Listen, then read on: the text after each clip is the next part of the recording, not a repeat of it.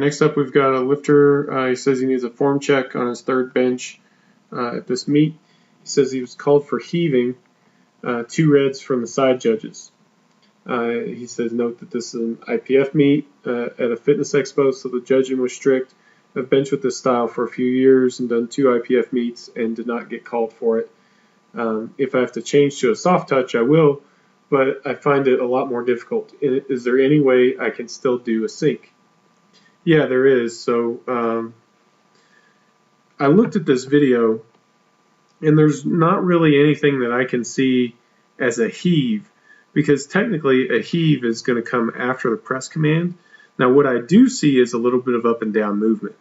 So if you watch, you drop the bar really quickly, and then when it touches your chest, it sinks in, then comes back up a little bit, like a tiny bit, and then settles back down. So there's a little bit of an up and down movement while the bar is on your chest before you get the press command. I don't see any heaving, at least not that I can, I don't see any heaving, but you may have been called for the up and down movement. What you want to do if you're going to sink the bar is you want to make sure to have it in control the whole time.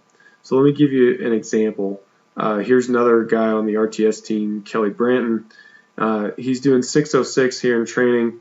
Now, you'll notice that his pause is a little short here, but watch how he brings it down, and he sinks it in. The video is going to play for me.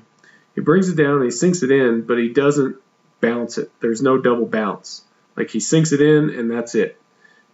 So the pause is a little bit short, and in a competition, it would obviously be a bit longer. But you'll see, like, he sinks the bar in, but there's no bouncing. The bar doesn't bounce on his chest at all.